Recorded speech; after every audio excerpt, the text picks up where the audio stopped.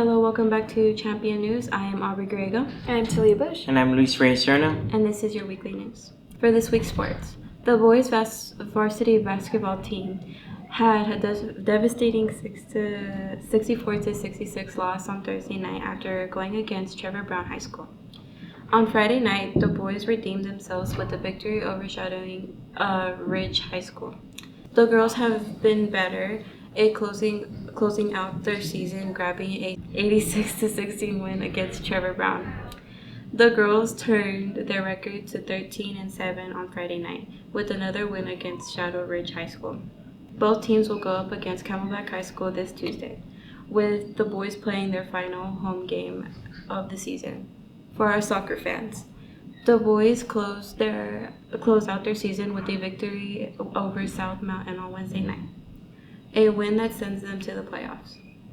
Last night, the girls played against South Mountain High School, where they got another win, making their record 10-4 with the tie on the season. With this win, the girls head to the playoffs.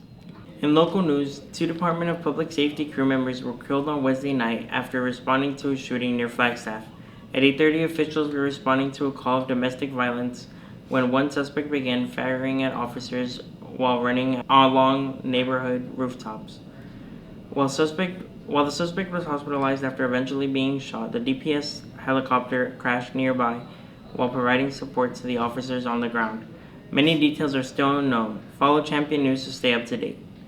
Across the country, President Donald Trump signed a bipartisan budget bill this week, ending a partial government shutdown and keeping the federal government funded, though debates over immigration continue.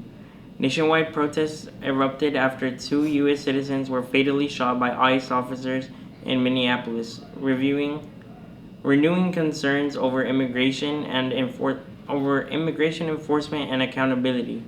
Meanwhile, international tourism to the U.S. has dropped for the first time since the pandemic, with experts pointing to stricter visa and immigration. In road news, it seems that U.S. President Donald Trump and Russian President Vladimir Putin formed an agreement deal after Trump insists that Putin kept his word on a week-long pause in attacks on Ukrainian cities despite Russia's missile barrage on Monday. Trump told reporters that Putin had made an agreement which expired on Sunday. On Tuesday, Trump stated it was Sunday to Sunday and opened up and hit them hard last night. He kept his word on that. He would take anything because it's really, really cold over there.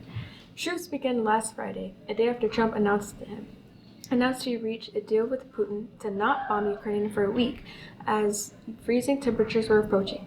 Last week, Zelensky told journalists in Kyiv there was no formal agreement between Russia and Ukraine, but both sides agreed on the American proposal to pause strikes on facilities during the previous round of talks in Abyei. That's all for Champion News we have today. To check out more, look at our social media and head over to championnews.org. I am Aubrey Griego. I am Talia Bush. And I'm Luis Reyes Serna, and this is Champion News.